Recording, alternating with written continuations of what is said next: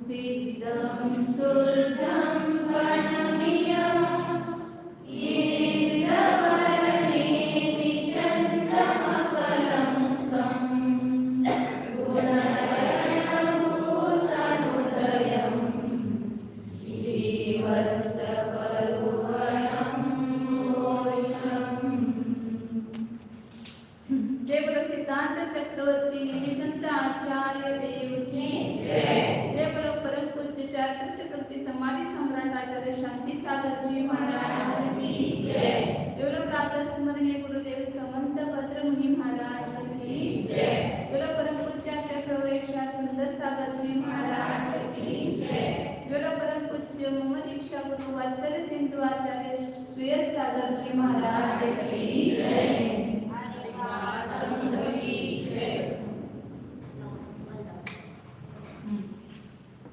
काल आपण 10व्या गुणस्थानाचं स्वरूप पाहत असताना 9व्या गुणस्थानामध्ये जे तो अनुभागाचं कृश करणारे अनुभाग कमी करणारे ते कशा पद्धतीनं होत आहे ते पाहिलं होतं। 4 प्रकार काय सांगितले होते? पुरस्पर्ध, हे सगळं कार्य होते 9व्या गुणात। पुरस्पर्ध तर कायम असतातच संसार अवस्थेमध्ये सदैव। आता आपल्याजवळ पण काय सगळे पुरस्पर्धक रूपाने अनुभाग सत्तेमध्ये आहे। त्याच पुरस्पर्धकांना काय करतो तो 9व्या गुणस्थानामध्ये अपुरस्पर्धक रूपाने म्हणजे त्याच्या अपुरस्पर्धक करतो म्हणजे त्याची शक्ती अनंतपट कमी करतो आणि त्याच्यापेक्षा पण अनंतपट शक्ती कमी करून त्याच्या पाददृष्टी करतो। त्या अनुभागाची ते परमाणू मधलाच अनुभाग कमी करून करून त्याची ती खाली स्थापना केली। त्याच्यापेक्षा पण कृश करून पाददृष्टीची रचना केली आणि त्याच्यापेक्षा पण अनुभाग अत्यंत क्षीण करून अनुभव भाग शिल्लक राहिला ते काय केले सूक्ष्म दृष्टी। आता हे 4चं अल्पत्व सांगितलं। पुरस्पर्धकाच्या जगने वर्गणेपेक्षा अपुरस्पर्धकाची जगने वर्गणा किती शक्य आहे त्याच्यामध्ये? अनंतपट कमी अनंतपट कमी आणि अपुरस्पर्धकाच्या उत्कृष्टापेक्षा पाददृष्टीचं नाही अपुरस्पर्धकाच्या जगण्यापेक्षा त्याच्या खाली असणारं पाददृष्टीचं उत्कृष्ट ते अनंतपट कमी। पाददृष्टीच्या जगण्यापेक्षा सूक्ष्म दृष्टीचं उत्कृष्ट किती कमी आहे? अनंतपट कमी म्हणजे त्याचा अनुभव एवढा क्षीण ते भावभासन आपण करून घेतलं। त्याचं पुन्हा निगडीत कधी शिकणार? लब्धीसाधन शिकायचं आहे कारण आपल्याला लब्धी प्राप्त करायची आहे सम्यक दर्शन सम्यक चारित्र। मग त्या लब्धीचे किती महत्व आहे हे लब्धीसाग्रंथ शिकल्यानंतर कळतं की कसे त्या सम्यकची महिमा आहे। सम्यक दर्शन प्राप्त झालं असेल कशी कर्माची सगळी शक्ती सगळं स्थिती सगळं कमी होत आहे। त्या विशुद्ध परिणामाचे कार्य दाखवतात त्या कर्माच्या एवढा त्याच्यामध्ये बदल होतो संक्रमण होत आहे त्याच्यावरून आपण त्याची महिमा जाणू शकतो सम्यक दर्शनाची। मग त्याबद्दल लब्धीसारखं तर पूर्ण सम्यक दर्शन आणि सम्यक चारित्र लब्धीचंच त्यामध्ये काय आहे वर्णन केलेलं आहे। मी जरी नसतं तर चेतन भयाची शिकवणार तुम्हाला सगळं तयार आम्हाला शिकायचं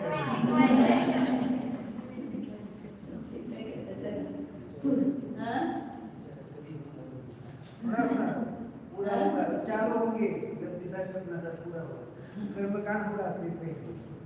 उनका पुण्य होगा तो सब होगा उनका पुण्य जी आगे बढ़ते पण फिर पुढचं आता 10वं गुणस्थानाचं स्वरूप सांगत असताना 60 नंबरची गाथा आहे। 59 मध्ये वाचलं होतं आता 60 नंबरची गाथा आहे। अनुलोहं वेदन्तो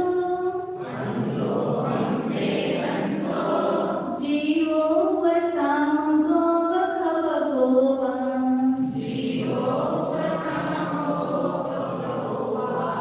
सोसुम सांपरावो जह खाए नूणवो किंची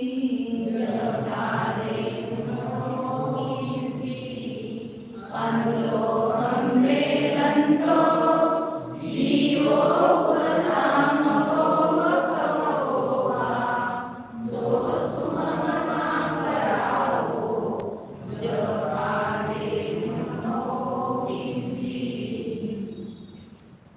आता आपण सगळ्यात शेवटी बघितलं काय केलं ते सूक्ष्मकृष्टी, ते सगळं पुरस्पर्ध अपरस्पर्ध रूपाने परिणमले आणि ते पूर्व अपूर्व दोन्ही स्पर्ध बाह्यदृष्टी रूपाने, म्हणजे त्याचा अनुभव तो कमी आणि त्याच्यापेक्षा पण सगळ्यात कमी सूक्ष्मकृष्टीमध्ये केलेला आहे. आता ते जे सूक्ष्मकृष्टी रूपाने केलेले परमाणू ते उदयाला येतात कुठं 10व्या गुणस्थानामध्ये. हे कार्य कुठं झालं 9व्या गुणस्थानामध्ये आणि अनुभव कुठं आहे, भोगणं कुठं आहे, उदय कुठं आहे 10व्या गुणस्थानामध्ये. कारण का तिथं तुम्ही स्वयंपाक केल्याशिवाय खायला मिळते का तुम्हाला? पहिला स्वयंपाक करताय तयार, मग सगळं मांडून ठेवताय आणि मग त्याचं काय काय पाहिजे ते घेऊन खाता बसून त्याने ते खावं. तसं इथं 9व्या गुणस्थानामध्ये सगळं स्वयंपाक करून ठेवला जाईल, म्हणजे सगळं कमीत कमी अनुभव करून ठेवला. आता त्या सूक्ष्मकृष्टी रूपाने जे परमाणू परिणमलेले आहेत,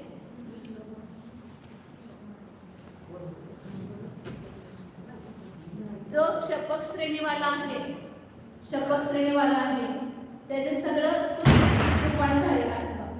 आता त्याचं बाह्यदृष्टी किंवा स्पर्ध अपरस्पर्ध काही शिल्लक नाही, तो अनुभवी शिल्लक नाही. फक्त लोभाचे परमाणू आहेत. क्रोधाचा नाश झाला नव्यामध्ये, मानाचा झाला, मायेचा प्रकार संजीवन आहे. त्याच्या अगोदर प्रत्याख्यानाचा नाश होतो. 9व्या गुणस्थानामध्ये 8 कशांचा पहिला नाश होतो. नुसतं तुम्हाला सिरियल दाखवते फक्त. पहिला आणि वृत्तीकरण गुणस्थान,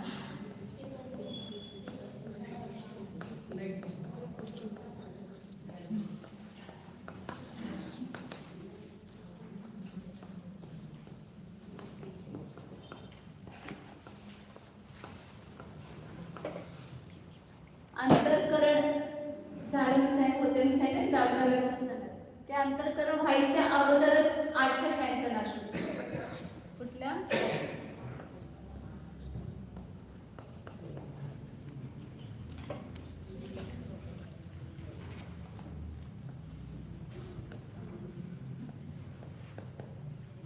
आता ते 2 मत आहेत. 16 प्रकृती, आता हे कुठल्या आहे वगैरे नंतर बघू आपण. नंतर 8 कशा आहे.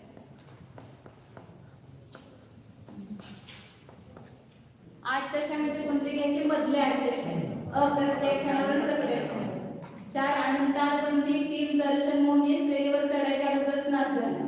तो शाही समय दृष्टी झाला त्यावेळेला. आणि ज्याला तो शपक श्रेणी चढायला सुरुवात केला आणि 9व्या गुणस्थानामध्ये गेल्यानंतर पहिला 8 कशाचा नाश होतो. अप्रत्यक्षावर आणि प्रत्यक्ष नाश होतो म्हणजे काय होतंय? त्याचे सगळे परमाणू काय करणार? तो संजीवनाला म्हणून कशाला देणार. आणि दीक्षा घेऊन चाललं तर कुणाला घेऊन जाणार? त्याच्या भावाला घेऊन जाणार सगळी प्रॉपर्टी. तसं हे आता प्रत्येकाने दीक्षा घेऊन जाणार म्हणजे कष्ट होणार आहे. तर ते आपली सगळी प्रॉपर्टी कुणाला देतात? संजीवन कशाने 9 कशाला देऊन जातात. त्या रूपाने संक्रमण होते त्याचं आणि त्याचा नाश, त्यालाच नाश म्हणायचं. संक्रमण होणं हाच काय तिथं नाश आहे. नाश म्हणजे त्याचा चक्काचूर करतो असं नाही लावायचं. कर्माला जाळून टाकलं म्हणजे कर्माचे परमाणू जळूनच जातात असं नाही. ते भाषा असते तशी, म्हणजे ते जे त्या रूपानं होते ते संजीवन रूपानं परिणमित होणार आणि 8 कशांचा नाश होणार. त्याच्यानंतर काय केलं? अंतःकरण केलं ना. नाही ते एक मिनिट.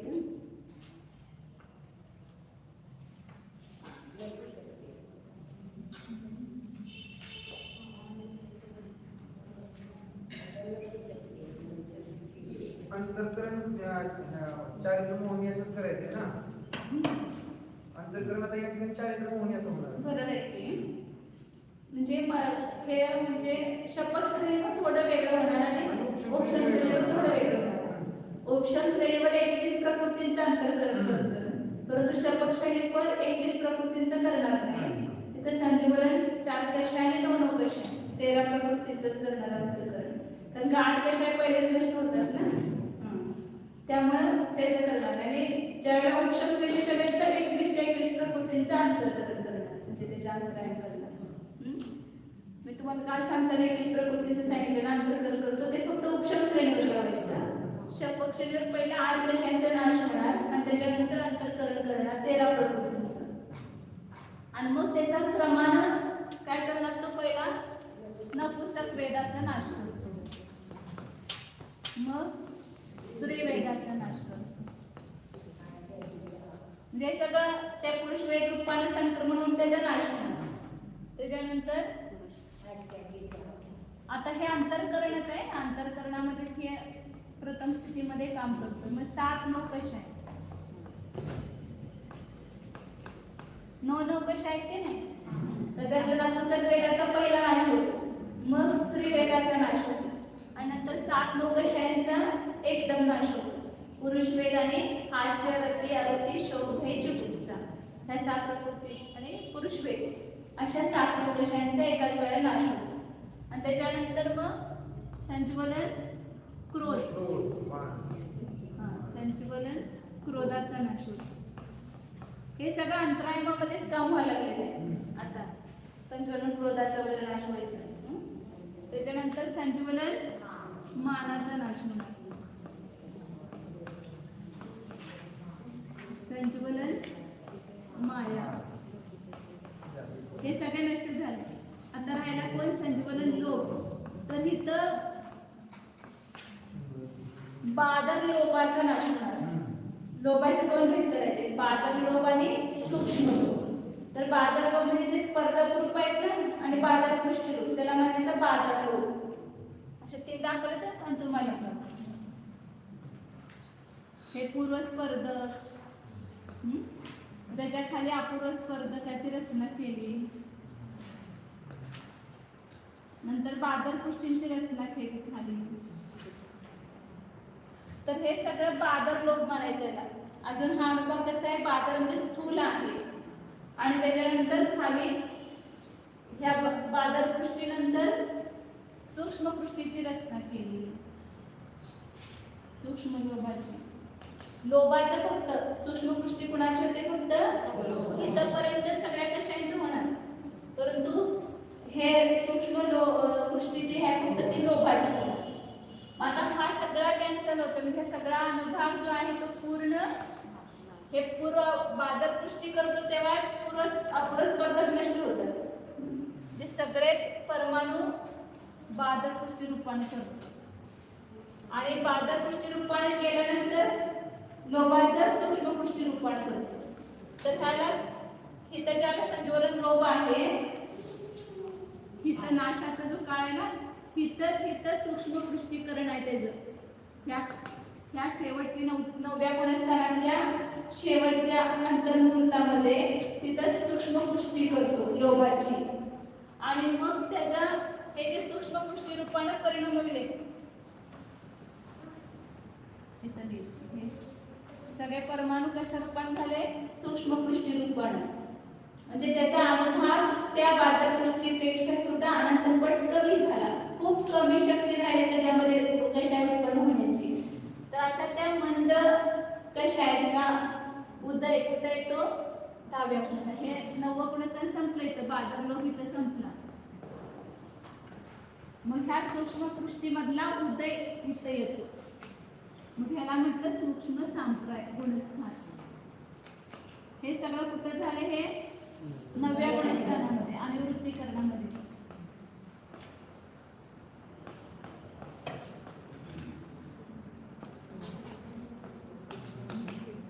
आणि सूक्ष्म सांप्राय. तर जे सूक्ष्म पृष्ठी रूपाने केलेले लोभाचे जे परमाणु संज्वलन लोभाचे त्याचाच उदय कुठे येतो? 10व्या गुणस्थानामध्ये येतो. म्हणून त्या गुणस्थानाचं नाव काय ठेवलेलं आहे? सूक्ष्म सांप्राय गुणस्थान. म्हणजे काय सांगितलं? अनुलोभम वेदनतो. अणु म्हणजे थोडासा, अगदी सूक्ष्म थोड्याशा लोभाचं वेदन करणार. काय सांगितलं ना? कोणतं उदाहरण दिलं होतं? कुसुंबाच्या रंगानं रंगवलेलं वस्त्र, त्यानंतर जशी थोडी लालिमा लागते त्याच्यामध्ये, त्याप्रमाणे सूक्ष्म लोभाचं वेदन करणारा जीव कोण आहे? तो उपशामक अथवा शपक. हे सूक्ष्म पृष्ठीचा उदय दोन्ही पण येणार, उपशम श्रेणीवर पण येणार आणि शपक श्रेणीवर पण येणार. म्हणून दोन्ही श्रेणीमध्ये हे गुणस्थान आहे 10 गुणस्थान. तर तो उपशामक हे जे केलं हे क्षयाच्या अपेक्षा दिलेलं आहे. एक क्षय असं करतो शब्द श्रेणीमध्ये. उपशम श्रेणीचा पण थोडा असाच क्रम आहे, फक्त 8 कशायचा पहिला नाही तिथं उपशम करत, अंतःकरण केल्यावर तिथं जे संकलन क्रोध आहे ना त्याच्याबरोबर 2 क्रोध 2 मान म्हणजे 3 क्रोध 3 मान 3 माय 3 लोक असं ते उपशमन करतात. फक्त काय आहे शब्द श्रेणीवर ह्या कशाचा नाशच होतो आणि उपशम श्रेणीवर कुठल्याही कशाचा किंवा नो कशाचा नाश होत नाही. फक्त काय करतो तो दाबतो त्याला म्हणजे उदय देत सत्तेमध्ये राहतात करून. कारण दाखवलं तर अंतर्करण त्याच्यावर द्वितीय स्थिती आहे आणि द्वितीय स्थिती म्हणजे ते सगळे कर्म प्रमाण तिथं आहे त्याचे सगळे निषेध. फक्त ते आता वर्तमानामध्ये अंतर्भूत काळापर्यंत उदयाला येत नाही म्हणून त्याला काय म्हटलेलं उपशम म्हटलेलं आहे. तर उपशम करत असताना तिथं उपशम श्रेणीवर इथं 3 क्रोध 3 मान इथं उपशम होतोय 3 माया आणि 3 लोक म्हणून ते 21 प्रकृतींचं अंतर्करण करतो उपशम श्रेणीवर आणि असा क्रमाने ह्याचा उपशम होतो. पहिला नपुसकाचा उपशम होणार, मग स्त्री वेदाचा, मग 7 नवकशाचा, मग 3 क्रोधाचा, 3 मानाचा, मग 3 मायाचा, 3 लोकांचा असा उपशम होतात आणि क्षयवाला असं क्षय करतो क्रमाने. हे सगळं कार्य अनिवृत्तीकरण उपशम आणि क्षयाचं कार्य सगळं अनिवृत्तीकरण परिणामामध्ये होत असतं. त्या ठिकाणी बादल नाही होणार ना. उपशममध्ये बादल नाही होणार. बादल पृष्ठी नाही तिथं तर डायरेक्ट सूक्ष्म पृष्ठीच करतो. बादल सूक्ष्म पृष्ठी शेवटच्या अंतर्मुखच होते दोन्ही पण. कुठं इथं शपक श्रेणीवर नाही ते कुठल्या कशाच्या उदयाला चढलेलं आहे त्या कशाचं सुरू केल्यावर होणार. पुरोट कशाच्या उदयाला चढले तर तिथं करणार. मान कशाच्या उदयाला बादल पृष्ठी अपुरस स्पर्धक बादल पृष्ठी सगळंच आणि कुठल्या कशाच्या उदयाला चढला असेल तिथं करणार. अपुरस स्पर्धक करण अशोकरण करण बादल पृष्टीकरण सगळं तिथे. मान कशाच्या उदयाला चढले तर तिथं होणार. बाय कशाच्या उदयाला चढले तिथं होणार. लोक कशाच्या उदयाला चढले तर तिथं होणार.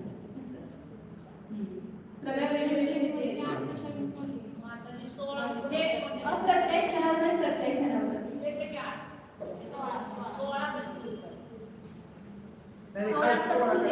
नामकर्माचे नामकर्माने आयुकर्माचे नरगती नरगत्यांपूर्वी आणि तिर्यंच्या गती तिर्यंच्या गत्यांपूर्वी किंवा त्या तिर्यंच्या गती संबंधी सगळे आहेत त्याचा पण पहिला नाश करतो असं. आणि नंतर 8 कशाने 4 प्रत्येक क्षणावर प्रत्येक क्षणावर उपशम श्रेणीमध्ये काय नाही करत तिथं. हा नाही तिथं काय नाही करत उपशम श्रेणीवर अंतर्करण केल्यानंतर त्या सगळ्याचा उपशमच करतो क्रमाने. 16 प्रकृती पण नाही तिथं काय करत नाही.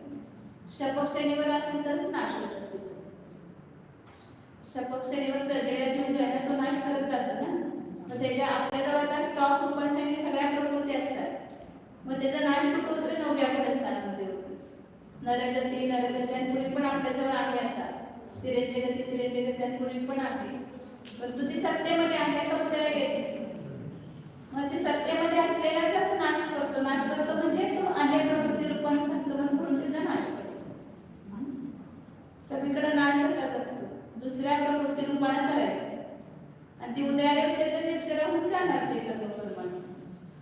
पुढं तर काय सांगितलं सूक्ष्म लोभाचं त्या सूक्ष्म पृष्ठीचा उदय कुठे येतो 10व्या गुणस्थानामध्ये.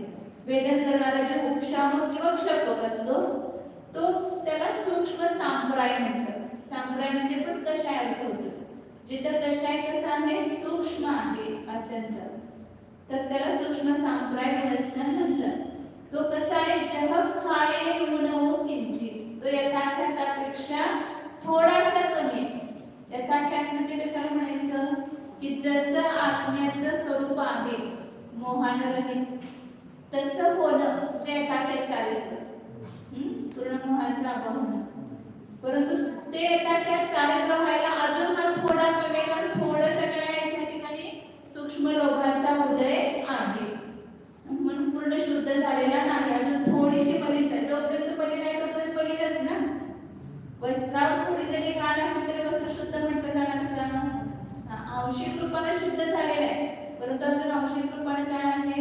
मलिनता आहे, पूर्ण निर्मलता नाही. म्हणून यथाख्यात चारित्र्यापेक्षा एवढा असा कशा सुद्धा तो यथाख्यात चरित्रामध्ये बाधक आहे. आणि आपला जो किती कशाय आहे सगळं पुरस्पर्धकाचं सुद्धा किती स्पर्धक आहे आनंद सगळे. तर त्याच्यात कधी नाश होणार, ही आपली अवस्था कधी होणार असं चिंतन करायचं चालतं. माझं पण होणार आहे हे, मी पण मुनी होऊन शपथसेवेवर आरोहण होईल तेव्हा हे सगळे क्रिया आपली सुद्धा होणार आहे. आपली म्हणजे आपल्यावर असणारे कर्माची, आपली होणार नाही. आपण तर शुद्ध आत्म्यामध्ये लीन असणार. पुढे आता 11व्या गुणस्थानाचं स्वरूप सांगतात. 10व्या गुणस्थानात काय कार्य वगैरे काय नाहीये, फक्त तिथे सूक्ष्म लोभाचा उदय आहे, त्यामुळे किंचित मलिनता आहे त्या परिणामामध्ये. पूर्ण तो वितराग झालेला नाही अजून. आता 11व्या गुणस्थानाचं स्वरूप सांगतात. 11व्या गुणस्थानाचं नाव काय आहे? उपशांत कषाय गुणस्थान. कदर्क फलजुद जलंबा सरे सर्वाणि यम्मनिम्मलये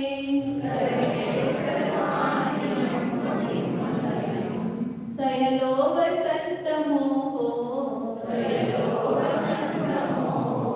भुवसंत कसायो होती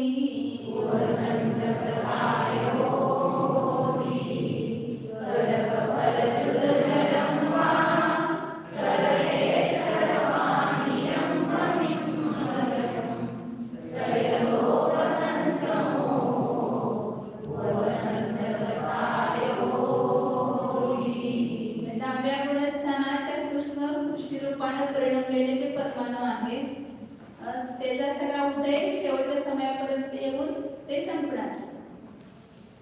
संपणार म्हणजे आता उपशम श्रेणीच्या अपेक्षा संपणार नाही. उपशम श्रेणीच्या अपेक्षा ते आहे सत्तेमध्ये, परंतु शपथ श्रेणीच्या अपेक्षा नाही असेल तर तिथं काय होणार, सगळ्या लोभाचा अभाव होणार. शेवटच्या समयात उदयाला येऊन सगळ्या मोहनीयचा काय होणार, तिथं नाश होणार.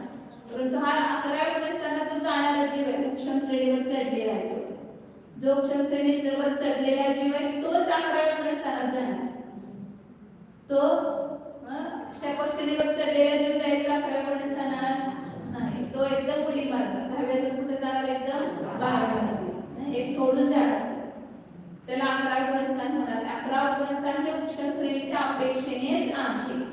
मग तिथे 10व्या गुणस्थान 9व्या गुणस्थानात त्यांनी बाकीच्या सगळ्या गुणांचा उपशम केला आणि 10व्या गुणस्थानात सूक्ष्म लोभाचा पण काय केला, उपशम केला. आणि तो काय झाला, पूर्ण त्याच्या मोहनेचा काय झालेला आहे, उपशम झालेला आहे. म्हणजे कुठलाही मोहनेचा उदय नाही. उपशम जे आहे ना, उदयाचा अभाव सत्तेमध्ये तर आहे परंतु उदयामध्ये नाही. जसं ते उदाहरण पाण्याचं घेतले की गढूळ पाणी आहे, तर त्या पाण्यामध्ये मल मिसळलेला असेल तर मलिन पाण्याचाच अनुभव करतो आपण.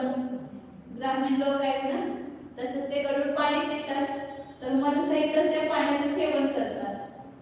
परंतु जो शहरातला लोक आहेत ते काय करतात, त्यामध्ये तुरटी फिरवतात. तुरटी फिरवणं गेलं सगळं, फिल्टर आले, तुमच्यातली काय काय वाढले काय म्हणतात ते सगळं आलेलं पाणी शुद्धीकरण. तर पूर्वीची पद्धत काय, त्याच्यामध्ये तुरटी फिरवायची किंवा दत्तक फल म्हणतात, निर्मलीचं बीज, ते पण फिरवल्यानंतर काय होते, पाण्यातला मळ खाली बसतो सगळं आणि वरचं पाणी कसं होतंय, स्वच्छ. आता ते पाणी गढूळ आहे की स्वच्छ आहे, काय म्हणतात तुम्ही, दोन्ही पण. म्हणजे खाली मळ बसलेला आहे परंतु तो वरचं पाणी कसं आहे, निर्मल आहे, स्वच्छ आहे. तसं इथं आता जे अंतर्भूत परिणाम त्याचे जे आहेत तिथं मोहण्याचा उदय नाही, त्यामुळे त्याचे परिणाम कसे आहेत, अत्यंत निर्मल आहे. परंतु त्याच्या सत्तेमध्ये काय आहे, कर्म अजून आहे, त्याचा नाश झालेला नाही. अंतर केला द्वितीय स्थितीमध्ये ते सगळे अंतःपुढे सागरप्रमाणे ती स्थिती अजून शिल्लक असते. तो फक्त त्याने अंतर्भूत प्रमाण निषेधांचाच काय केलेला असतो, अभाव करून बाकी सगळ्यांचा द्वितीय स्थितीमध्ये उपशम केलेला असतो. म्हणून इथं उदाहरण दिलं की कतक फल पाणी जसं त्याच्यामध्ये मळ दबलेलं आहे परंतु वरचं पाणी निर्मल आहे, किंवा सरये सरवाणी अंब, किंवा शरद ऋतूमध्ये पहिला येतो वर्षा ऋतू. वर्षा ऋतूमध्ये काय होतंय, पाऊस खूप पडतो आणि सगळं सरोवराचं नदीचं पाणी कसं होतं, कडू, सगळं लाल लाल पाणी आहे ना, कपडे धुवायला नको वाटतात, प्यायला नको वाटतंय, सगळं त्याच्यामध्ये गडूळता असते, चिकन मिसळलेलं असतं, माती मिसळलेली असते. परंतु ज्या वेळेला वर्षा ऋतूनंतर मग तलावातलं पाणी सुद्धा कसं होतंय, गडूळ होतंय. आणि वर्षा ऋतूनंतर शरद ऋतू येतो त्यावेळेला काय होतं, ते पाणी सगळं ते मळ सगळं खाली दबून बसतो, सगळं तो चिकन काय होतं, माती सगळी खाली दबून बसते आणि त्या सरोवराचं जे पाणी आहे ते निर्मल होतं, वरचं पाणी सगळं निर्मल होतं. तर त्याप्रमाणे दोन दृष्टांत दिले. तुमच्या भांड्यामध्ये तत्फल फिरवून त्या भांड्यातलं पाणी काय झालेलं आहे, निर्मल झालेलं आहे आणि खाली मल बसलेला आहे, पूर्ण निर्मल नाही. तसंच इथं शरद ऋतूमध्ये सरोवरातलं पाणी सरवाणी म्हणजे ते ज्याप्रमाणे निर्मल असतं, खाली मल दबलेला असतो, त्याप्रमाणे ज्या ठिकाणी सैरव वसंत मोहो, मुली तर कसे आहेत ते उपशम श्रेणीवाला बसलेले ध्यानामध्ये, परिणाम त्यांचे कसे आहेत, अत्यंत निर्मल झालेले. आता वर्तमानामध्ये तर कुठल्याच गुण्याचं त्यांना उदय नाही, त्यामुळे त्या उदयचेची काही तिथं अस्थिरता किंवा थोडेसे विकृत परिणाम होत होते ते सुद्धा आता त्या ठिकाणी होत नाही. त्यामुळे त्यांचे पूर्ण परिणाम कसे झालेले आहेत, वितराग झालेले, ते निर्गंध निर्मल झालेले आहेत. म्हणून संपूर्ण वसंत मोह वसांत कसाय होती, असा तो जीव संपूर्ण मोहण्याचे उपशम केलेला आहे, असा उपशांत कशाही आहे. ज्या क्रयवनस्थानामध्ये काय लक्षात ठेवायचं, मोहाचा उदय नाही परंतु सत्तेमध्ये मोह आहे. मोहे कर्माच्या सगळ्या प्रवृत्ती 7 प्रवृत्ती सोडल्या तर बाकीच्या सगळ्या प्रवृत्ती सत्तेमध्ये 21 प्रवृत्ती आहेत, परंतु त्याचा उदय येत नाही आणि उदय नसल्यामुळे त्याचे परिणाम कसे आहेत, निर्मल आहेत. अतिशय अशी ती अवस्था आहे. म्हणजे ध्यानामध्येच ही गुणस्थान होत सगळे ते शुक्ल ध्यानामध्ये लीन आहे मंदिराचे, आणि तिथं त्यांचे 8वं 9वं 10वं सगळं गुणस्थान ते तर आपल्या आत्मस्वरूपामध्ये लीन आहेत आणि इकडे कर्मामध्ये सगळं गडबड पाहिजे ती ऑटोमॅटिक होते. त्यांना ते कर्माकडे लक्ष पण नसते की माझ्या कर्माचं भूषण झाला काय, माझ्या कर्माचा नाश झाला काय, फक्त त्यांच्याजवळ अवधी ज्ञान जगायचं कळू सुद्धा शकते त्यांना, परंतु तरी सुद्धा त्यावेळेला अवधी ज्ञान लावायचं त्यांचा विकल्प तशा विकल्प भूमिकेमध्ये ते असत नाही. ते विकल्प आपल्या आत्मानुभवामध्ये लीन असतात, त्यामुळं ते उपयोग लावत नाही. म्हणून काय सांगितलं की ते संपूर्ण मोहानं रहित, अत्यंत प्रसन्न चित्तता, निर्मल शुद्ध परिणाम त्या ठिकाणी असतात. मग 11व्या गुणस्थानातला जीव जो आहे अंतर्भूत काळ 11व्या गुणस्थानात राहणार आणि त्याच्यानंतर काय म्हणाल, त्याचं नियमानं त्या गुणस्थानाचा काळ संपला की ते पुन्हा त्या सूक्ष्मकृष्टीचा उदय येणार. जाताना जसं झालं सूक्ष्मकृष्टी, अजून ते सत्तेमध्ये आहे सूक्ष्मकृष्टी, पूर्वस्पर्धक पण आहेत आणि सूक्ष्मकृष्टी पण आहे. त्यातलं सूक्ष्मकृष्टीगत जो लोभ आहे त्याचा उदय येणार पुन्हा, मग पुन्हा 10व्या गुणस्थानात येणार, मग पुन्हा उतरून 9व्यामध्ये येणार, पुन्हा बादल लोभाचा उदय येणार, पुन्हा सगळ्यांना क्रोध मान माया लोभाधिकाचं क्रमशः उदय येते, पुन्हा ते 8व्या 7व्या गुणस्थानामध्ये 6व्या गुणस्थानापर्यंत येणार. आणि त्यांचे जर काय भाग्य कसं आहे ते सांगता येत नाही, की जर त्यांचा पाप कर्म जे मिथ्यात्वाचा वगैरे उदय आला तर ते पहिल्या गुणस्थानात सुद्धा खाली उतरून येऊ शकतात. 11वातून पहिल्यापर्यंत येऊ शकतात, तर प्रमाणात 6व्यापर्यंत येणार, 6व्यातून मिथ्या दृष्टी सुद्धा होऊ शकतात, काय सांगता येत नाही त्या ठिकाणी. म्हणून कुणाची कशी भवितव्यता हे कोणी जाणू शकत नाही. लगेच चढणार, हा मिथ्यात्वाचं लगेच कसं करणार, म्हणजे हे सगळं बाहेरूनच बाहेरून काय झाले नाही ना, आंतरिक परिणामामध्येच गडबड झाली.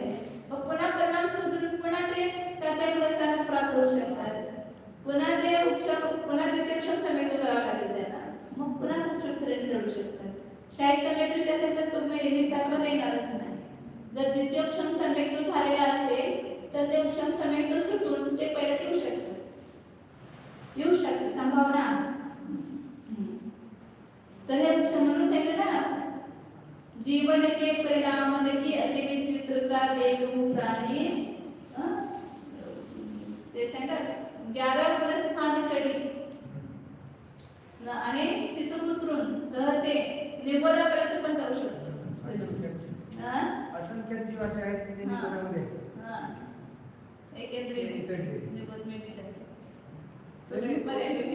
उपशम श्रेणीचे योग आहे. नित्य निबोध माहिते कडकरी नरभोग पर जाय पाय शिव सुखदानी. निबोधातून निघाला एखाद्या पर्यायामध्ये धारण करून मनुष्य होऊन मोक्षाला गेला असं होऊ शकते. आणि कोणी 11 गुणस्थानातून उतरून खाली नित्यात्वात येऊन एक केंद्रामध्ये जाऊ शकतो. काही सांगता येते परिणामाचं खेळ आहे सगळा.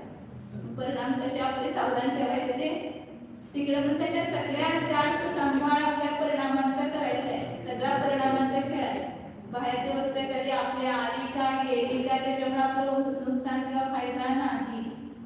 कुणाचं आपण आपल्यापेक्षा दुसऱ्या जास्त कशा केल्या आपल्यावर तर आपलं काही बिघडत नाही. परंतु आपण जर कशा परिणाम केलं तर आपलं नियमानं हानी आहे.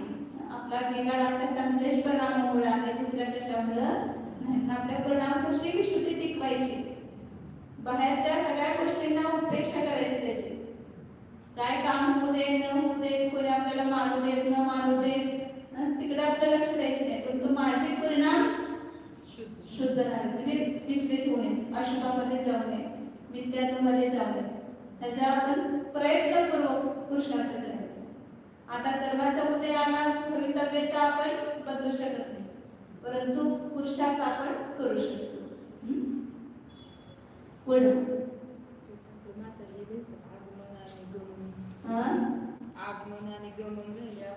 आता त्यावेळी सांगितलं तुम्हाला प्रत्येक इथं 8व्या गुणस्थानापासून चढणं आणि उतरणं, खालचं एक गुणस्थान आणि वरचं एक गुणस्थान लावायचं. 8व्या गुणस्थानातून कुठं 8व्या गुणस्थानात कुठून येणार? 7व्यातून येणार. उपशम श्रेणी असेल तर 9व्यातून पण 8व्यात येणार ना, 8व्यात येऊ शकतो. तसंच 9व्या गुणस्थानातून कुठं येणार? 8व्यातून 9व्यात जाणार किंवा 10व्यातून 9व्यात येणार. तसंच 10व्यामध्ये 9व्यातून 10व्यात जाणार आणि 11व्यातून 9व्यात येणार उतरताना. उतरण्याच्या अपेक्षेनं उपशम श्रेणीच्या अपेक्षेनं वरच्या गुणस्थानातून येणार आणि चढण्याच्या अपेक्षेनं खालच्या गुणस्थानातून येणार. आणि जाणार कुठं ते सुद्धा असंच लावायचं. चढणार असेल तर वर जाणार, उतरणार असेल तर खाली जाणार. जे दोन त्याच्या लगतची 2 गुणस्थानातून येणार आणि जाणार दोन्ही लावायचं. 8व्यामध्ये कुठून येणार? 7व्यातून आणि 9व्यातून. आणि 8व्यातून जाणार कुठं? 7व्यात किंवा 9व्यात तिथंच करायचं. तसंच 9व्या गुणस्थानामध्ये कुठून येणार? 8व्यातून वर चढून 9व्यात जाणार किंवा 10व्यातून उतरून 9व्यात येणार. आणि 9व्या गुणस्थानातून कुठं जाणार? 9व्यात जाणार, 9व्यातून 10व्यात जाईल किंवा उतरताना 9व्यातून 8व्यात येईल. त्याच्या मागची पुढची 2 गुणस्थान घ्यायची, जाणार पण आणि येणार पण. आणि मध्ये तो 4थी पूर्णोच्च आहे. मेला तर 4थ्या गुणस्थानाच्या नगरात जाणार म्हणजे 4थ्या गुणस्थानात एकदम जाणार आहे. कुठल्या पण वरच्या गुणस्थानात वरते 6व्यापासून वर 11व्यापर्यंत कुठं पण लावा, तिथून मरण पावला तर तो नियमानं 4थ्या गुणस्थानात जातो. विग्रहगतीमध्ये 4थ्या गुणस्थानात असणार. आता 11व्यातून मात्र किती लावणार मार्ग? 10व्यापर्यंत आलं की सांगितलं तसे 2 गुणस्थान घ्यायचे. आता 11व्यातून कुठं येणार? 11व्यातून 11व्यात येणार आणि 11व्यातून कुठं जाणार? 10व्यातच नियमानं 10व्यातच जाणार आणि मेला तर 4थ्यात जाणार. आणि एकच गुणस्थान आहे 11व्यातून. 11व्यात येणार पण 10व्यातूनच आणि 11व्यातून जाणार पण 10व्यातच. 12व्यात जातच नाही पुढं आणि 12व्यातून येत नाही पुन्हा. त्यामुळे 11व्या गुणस्थानात काय लावणार? येण्याचं 1 आणि जाण्याचं 1. कोणतं गुणस्थान ते? 10व्या. 10व्यातूनच येणार आणि 10व्यातच जाणार. आणि जर मरण पावला 11व्यामध्ये तर कुठं जाणार तो 4थ्या गुणस्थानात जाणार. मेला तर 4थ्यामध्ये सगळ्या गुणस्थानाला लावायचं. हा 4थं 5चं समान आहे, 4थंच होणार.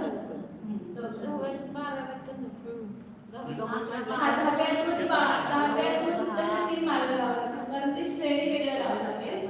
उपशम श्रेणीवाला असेल 10वा गुणस्थान तर तो 11व्यात जाणार, आणि शतक श्रेणीवाला असेल तर 10व्यातून 12व्यात जाणार. म्हणून 10व्यातून 2 लिहा. 10व्यातून 11 आणि 12 तो गुणस्थानामध्ये जातो, आणि 10व्यातून 9व्यामध्ये. ते 3 झाले गुणस्थान. जाण्याचे गुणस्थान 3 झाले 10व्यातून. 9व, 11व आणि 12व. 9, 11 आणि 12. शेपकवाला चढतच राहणार. शेपकवाला नाही खाली येणार नाही. उपशम श्रेणीवालाच खाली येणार. शतक श्रेणीवाला खाच नाही खाली. पुढे जाणार पुढे चालूया. आता इथं तरी आपण 12 अजून हेच वाचायचं, 62 नंबरची गाथा वाचायची.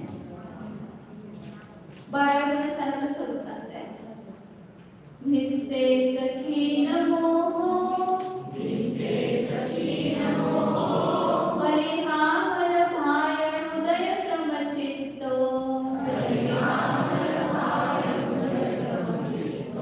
खीन कसावो भंडरी गंधो वीराये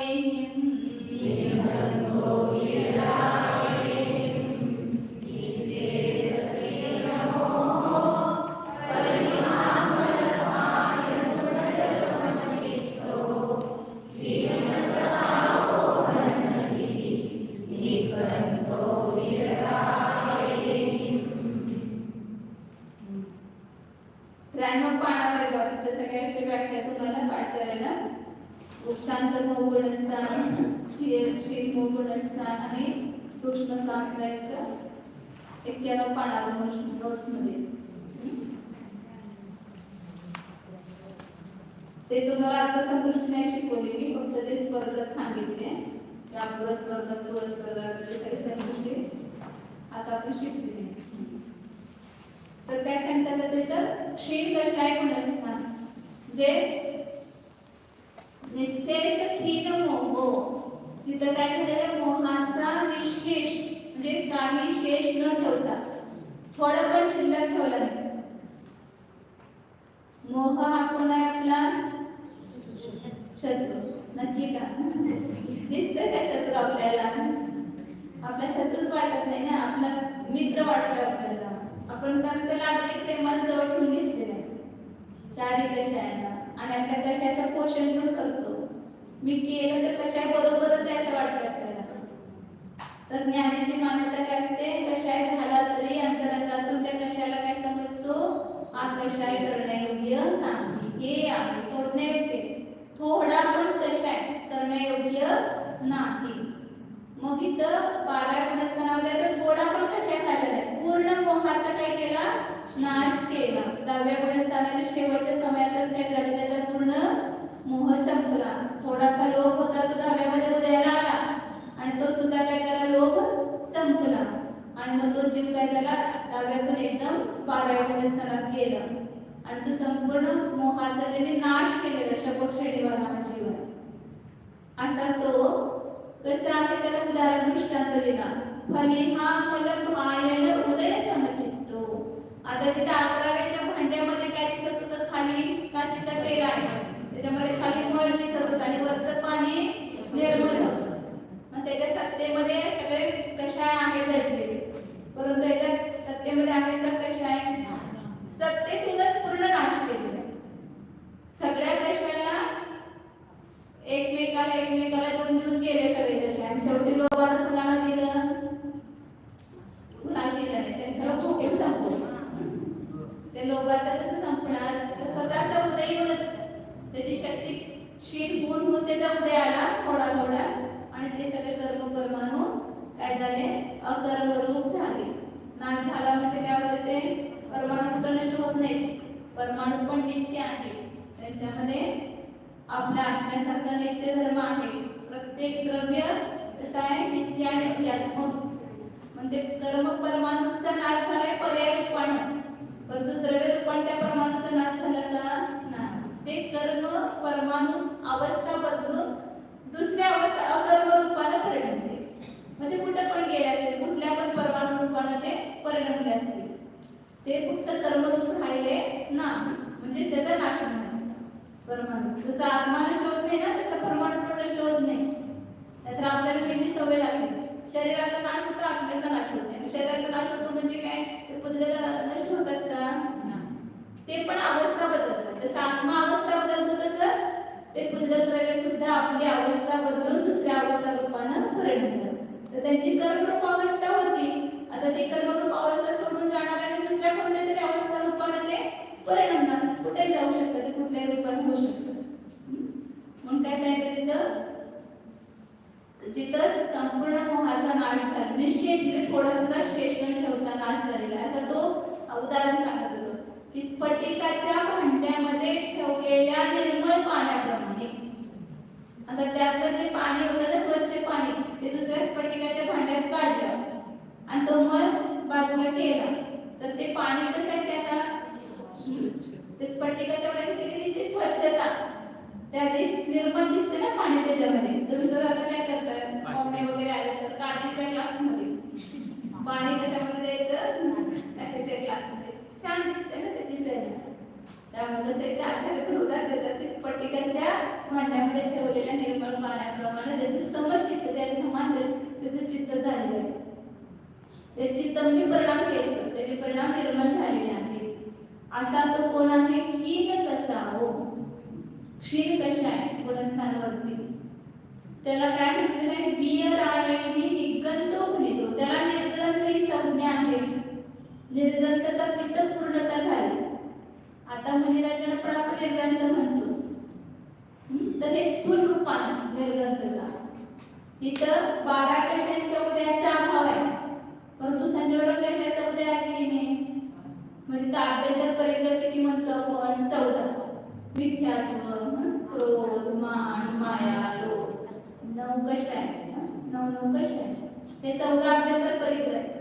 आता मुनिराजांचे सगळे गेले का ते परिग्रह, एका अपेक्षेने केले. कोणते केले तर ते 12 कशाच्या बरोबर असणारे जे कशा आहेत ते नाही, परंतु अजून संचलन कशाचं काय, त्यांना सद्भाव आहे. त्या अपेक्षा निर्ग्रंथता आहे का तिथं पूर्ण नाही. मग ती निर्ग्रंथता हिथं परिपूर्ण झाली 12व्या गुणस्थानामध्ये. खरे निर्ग्रंथ ते 12व्या गुणस्थानात झाले, पण त्यांना आता कोणत्याच कशाचा थोडाही उदय नाही, पूर्ण कशांचा अभाव झाला. म्हणून निर्ग्रंथ ही संज्ञा 12व्या गुणस्थानात आहे. मुलींचे 5 भेद केले, पुलाक, बकुश, कुशील, निर्ग्रंथ आणि स्थान, असे 5 भेद केले. 5 प्रकारचे मुनी असतात. त्याचं वर्णन आगम तत्वसूत्रामध्ये पण येते 5 प्रकार. तर ते पुलाक, बकुश आणि कुशील हे तिन्ही 6व्या 7व्या गुणस्थानात वगैरे असतात. आणि कशाय कुशील हे 8व्या 9व्या 10व्या गुणस्थानात कशाय कुशील असतात. आणि मग 12व्या मध्ये त्यांना त्यांची संज्ञा काय झाली, निर्ग्रंथ. आणि 13व्या गुणस्थानात गेला ते कोण झाले, स्नान. जे मुलींचे 11 मध्ये पण निर्ग्रंथ म्हटले, परंतु एक उच्चाराने म्हटले, कारण तिथे सत्तेमध्ये अजून कशा आहे परंतु उदयामध्ये नाही, त्यापेक्षा त्याने निर्ग्रंथ म्हटलेलं आहे. त्या चारित्राची समानता असल्यामुळे त्यांना सुद्धा निर्ग्रंथ ही संज्ञा आहे. परंतु पूर्ण निर्ग्रंथता म्हटलं तर 12व्या गुणस्थानात सत्तेच्या अपेक्षेने पण तिथं मोह नाही, म्हणून त्याला निर्ग्रंथ म्हटलेलं. वितराजी भगवंतानी त्याला निर्ग्रंथ असं म्हणतात. कुणाला, 12व्या गुणस्थानावरतीला म्हणतात. तर अशा प्रकारे 11व्या गुणस्थानाचं स्वरूप, 12व्या गुणस्थानाचं स्वरूप सांगितलं. म्हणजे 11व्या गुणस्थानाचं नाव काय आहे आणि 12व्या गुणस्थानाचं क्षीण. कशा म्हणजे पातळ करायचं नाही, खूप क्षीण झालेलं असं नाही. क्षीण म्हणजे नष्ट करायचं, ज्यांचा कशाय पूर्ण नष्ट झालेला आहे, ज्यांचा मोह पूर्ण नष्ट झालेला आहे, असे ते क्षीण मोह, क्षीण कशाय गुणस्थानावरती. आणि ज्यांचा कशाय किंवा मोह उपशमित झालेला आहे, जे सत्तेमध्ये आहे परंतु दबलेला आहे, अंतर्भूतानंतर खाली यायला उदय येणार आहे, परंतु आता अंतर्भूत काळापर्यंत काय झालेलं ज्ञानाचं वृक्षांतर दर्शन.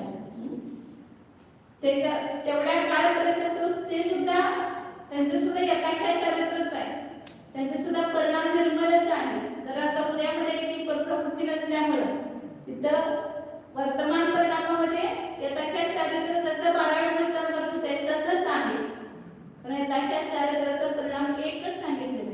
11व्या गुणस्थानापासून ते 14व्या गुणस्थानापर्यंत यथाख्यात चारित्राचे किती विशुद्ध परिणाम आहेत चेतन प्रयाण, किती आहेत यथाख्यात चारित्राचे स्थान. जसं सामायिक संयम, छेदोत्साहना संयम, बलिहार शुद्धी संयम, म्हणजे असंख्याक लोक प्रमाण स्थान सांगितले. सूक्ष्म साम्राज्य किती सांगितले, परिणाम किती आहे. सूक्ष्म सांप्रदायिक गुणस्थानाचा काळ किती अंतर्मुक्त, तेवढेच त्याचे विशुद्धी परिणाम सूक्ष्म सांप्रदायिकचे. आणि यथाख्यात संयमाचा एकच परिणाम 11व्या गुणस्थानापासून 14व्या गुणस्थानापर्यंत एकच परिणाम आहे. म्हणून 11व्या 12व्या गुणस्थान त्या अपेक्षेला समान आहे यथाख्यात चारित्राच्या अपेक्षेने, परंतु तिथं सत्तेच्या अपेक्षेने अंतर आहे. तिथं सत्तेमध्ये आहे त्यामुळे त्याला उद्या येणार आहे आणि ह्यांना उद्या येणार नाही. अशा प्रकारे 12व्या गुणस्थान संपला. तर पुढचं 13वं गुणस्थान आहे 63 नंबरची गाथा आहे. संयोग केवली गुणस्थान. 13वं कोणतं गुणस्थान आहे, संयोग केवली. केवल नान दिवायर, केवल नान दिवायर, किरण कला बप्पणासी अण्णानो, किरण कला बप्पणासी अण्णानो, नव केवल लब्धुत्तम, नव केवल लब्धुत्तम, सुजनीय परम परमपवयेसो, सुजनीय परमपवयेसो, केवल नान दिवायर, किरण कला बप्पणासी अण्णानो, नव केवल लब्धुत्तम, सुजनीय परमपवयेसो. संयोग केवलीची हे शब्दावरच आपल्या लक्षात येते. 12व्या गुणस्थानामध्ये जे 10व्यामध्ये मोहण्याचा नाश झाला तो क्षीर कशा झाला. त्याच्यानंतर त्या 12व्या गुणस्थानामध्ये तिथं सांगितलं नाही, परंतु 3 जे हाती कर्म राहिलेले कोणते, ज्ञानावरण, दर्शनावरण आणि अहंकार. त्या 3 हाती कर्मांचा नाश 12व्या गुणस्थानात होतो. अशा प्रकारे 10व्यामध्ये पोहण्याचा नाश झाला आणि 12व्यामध्ये 3 घाती कर्माचा नाश झाला. शेवटी 12व्याच्या शेवटी होणार अशा 4 घाती कर्मांचा नाश झाल्यामुळे त्यांना कोणतं गुणस्थान प्राप्त होतंय, 13वं संयोग केवली गुणस्थान. आपण जे ज्ञानेंद्रांची व्याख्या सांगतो का नाही, 4 घाती कर्माचा ज्याने नाश केलेला आहे आणि 4 अनंत चतुष्टय ज्यांना प्रगट झालेले आहेत, 9 केवल ज्यांना प्राप्त झालेले आहेत, असे ते 13व्या गुणस्थानावरती संयोग केवली आहे. तर ते सांगतात त्या ठिकाणी केवल ज्ञान आज कोण आहे, दिवायर, दिवाकर म्हणजे सूर्य, आणि त्या केवल ज्ञान रूपी सूर्याच्या किरणांच्या समूहाने ज्याने काय केलेलं आहे, पणासीय अण्णानो, ज्याने अज्ञानाचा नाश केलेला आहे. 12व्या गुणस्थानापर्यंत अज्ञान आहे. कुठपर्यंत अज्ञान आहे, आपल्याला ठीक आम्हाला काही ज्ञानच नाही. ते अज्ञान कुठेपर्यंत आहे, 12व्या गुणस्थान. पूर्ण ज्ञान झालेले त्यांना पण 12व्या गुणस्थानावरती जीवाला पण अजून त्यांच्या पण ज्ञानावर कर्माचा उदय आहे. त्यामुळे सगळ्या पदार्थांचं ज्ञान त्यांना होत नाही आणि जेवढं जाणलं नाही तेवढं त्यांचं अज्ञान आहे शिल्लक. मग त्या अज्ञानाचा नाश केवळ ज्ञान झाल्यावर होतं. केवळ ज्ञानरूपी सूर्याच्या प्रकाशामध्ये थोडाही अज्ञानरूपी अंधकार राहत नाही. पूर्ण 3 लोक आणि 3 काळातील सगळ्या पदार्थांचं युगपत त्यांना काय होते, ज्ञान होतं. मग त्या केवळ ज्ञानरूपी सूर्याच्या आणि आपला तर अज्ञान नष्ट केलेलंच आहे आणि दुसऱ्या जीवांचं पण अज्ञान नष्ट होतं. जे केवळ ज्ञान झाल्यानंतर त्यांची दिव्यध्वनी खिळते आणि ते दिव्यध्वनी खिळल्यामुळं बाकीच्या सगळ्या भव्य जीवांचं जो अज्ञान असतं ते अज्ञान सुद्धा काय होतं नष्ट होतं. म्हणून इथं दोन काठीची दोन ओळी आहेत ना. पहिल्या ओळीमध्ये त्यांची परार्थ संपदा सांगितली. त्याने संतांच्या जवळ पराच्या कल्याणाची पण त्यांना काय असते अशी अभिप्राय त्याच्या ठिकाणी संपत्ती असते. त्यांच्या संपत्तीचा उपयोग दुसऱ्यांच्यासाठी पण होतो आणि स्वतःसाठी पण होतो. कुठली संपत्ती बाहेरची नव्हे. तुम्हाला ते संपत्ती म्हटले की घर दिसेल सोनं चांदी हे नव्हे तर केवळ ज्ञान ही त्यांची संपत्ती. आणि त्याच्याद्वारे काय केलं त्यांनी दुसऱ्या लोकांचा अज्ञान सुद्धा नष्ट केलं. कशामुळं दिव्यध्वनीच्या द्वारे उपदेश देऊन सगळ्या लोकांचा म्हणजे केवळ ज्ञान झाल्यानंतरच उपदेश होतो. केवळ ज्ञान व्हायच्या अगोदर त्यांचा उपदेश होत. ज्यावेळेला कीर्तनकर दीक्षा घेतात दीक्षा घेतल्यानंतर उपदेश सांगतात का सगळं विहार होतो त्यांचा गावोगावी परंतु कुठेही बोलत नाही. ते मौन असतात तीर्थंकर. आणि केवळ ज्ञान एक आदिनाथ भगवान तर 1000 वर्षापर्यंत मुनी अवस्थेमध्ये होते परंतु मौन. केवळ ज्ञान झाल्यानंतरच त्यांची दिव्यध्वनी खेळते तोपर्यंत उपदेश देत नाही. तर केवळ ज्ञानारूपी सूर्याच्या किरणांच्या समूहाने ज्यांनी दुसऱ्यांचा अज्ञान नष्ट केलेला आहे असे ते स्वतःचं तर अवलंब केलाच आणि स्वतःचं केल्यामुळेच दुसऱ्यांचं झालं. नाहीतर स्वतःचं अज्ञान असेल तर दुसऱ्यांचं अज्ञान दूर करू शकेल का. सर्वज्ञ वितराग भगवान जे आहेत त्यांचीच दिव्यध्वनी ती प्रामाणिक आहे आणि जे अज्ञान आहे त्यांचा उद्देश सत्य नाही. आणि काय केलं त्यांनी नव केवल लब्धीनं उत्पन्न झालेलं परमपवेस परमात्मा हा व्यपदेश त्यांना प्राप्त झाला. सकल परमात्मा म्हणतो ना आपण कोणाला म्हणायचं सकल परमात्मा आर्यंतांना तर त्यांना नव केवल लब्धी प्राप्त झाला.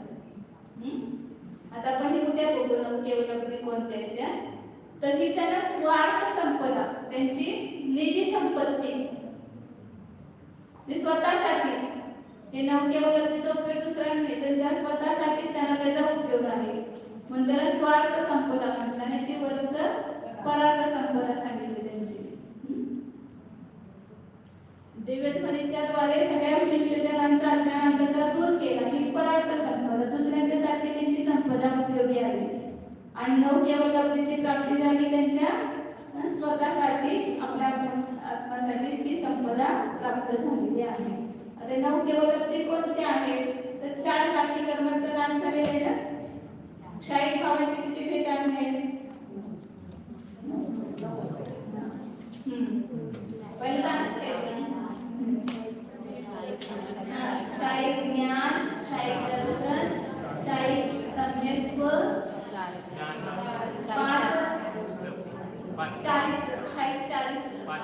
आणि 5 लब्धी अंतराय कर्मांच्या क्षयाने होणारे 5 लब्धी दान लाभ भोग आणि वीर्य.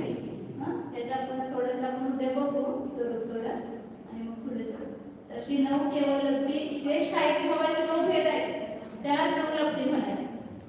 9 लब्धी त्यांना प्रगट झालेल्या आहे. कशामुळे तर 4 बाकी कर्मांचा नाश केला. अशा प्रकारे 9वं गुणस्थान 13वं गुणस्थान ते संयोग केवली आहे. आता संयोग का म्हटलं त्याचा पुन्हा खुलासा येईल पुढच्या गाथेमध्ये तुम्ही गाथा. 13व गुणस्थान उद्या संपतंय मग फक्त 11 गुणस्थान 19 निर्जरची स्थान आणि सिद्धांत स्वरूप मग आपला पहिला निकाल संपेल. ओम देवदगरा जाणार आपला उपयोग अंतर्मुख करा.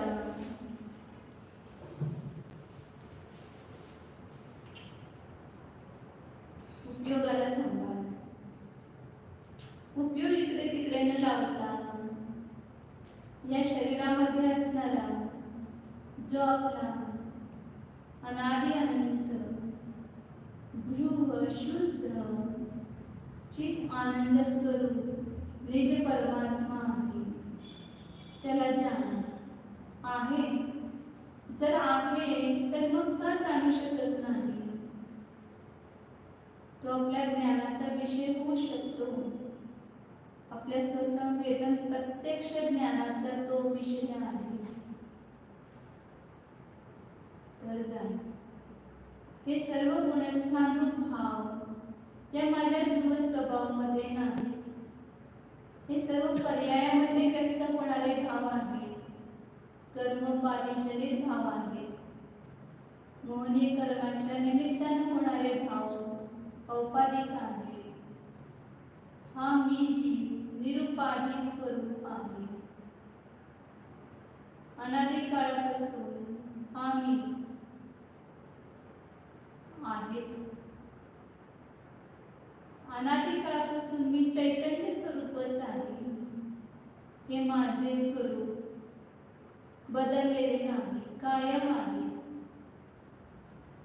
पर्याय रूपाने रूप बदलते, परंतु द्रव्य रूपाने मी तोच आहे. या सर्व अनंत पर्यायामध्ये असणाऱ्या ध्रुव शुद्ध चिदानंद स्वरूप आत्म्याला ओळखा. या पर्यायाच्या रूपामध्ये आपण त्या आपल्या निज रूपाला विसरून गेलो. आता त्या निज रूपाला पहा. हे बाहेरून दिसणारे रूप माझे नाही. एवढ्या काळासाठी मी हा झालेला आहे मनुष्य. स्त्री पर्याय पुरुष पर्याय प्राप्त झालेले आहे. परंतु माझा आत्मा पुरुष नाही, स्त्री नाही. तो तर ज्ञान स्वरूप आहे, चैतन्य स्वरूप आहे. म्हणून त्याला चैतन्य रूपानेच ग्रहण करा. त्या चैतन्य आत्म्यानेच घेतलेले सर्व वेश आहेत. असली स्वरूप तर एकच आहे.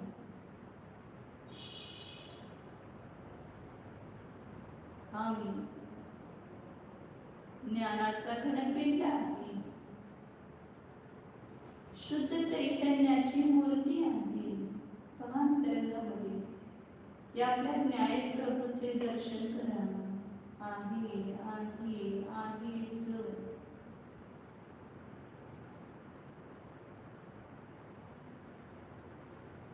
डोळ्याने दिसणारा नाही. हा मी माझ्या अनुभवाच्या द्वारेच जाणण्यायोग्य आहे. शुद्ध चैतन्य स्वरूप ज्ञानानंद स्वरूप एकत्व विभक्त स्वरूप शुद्धो एको ध्रुव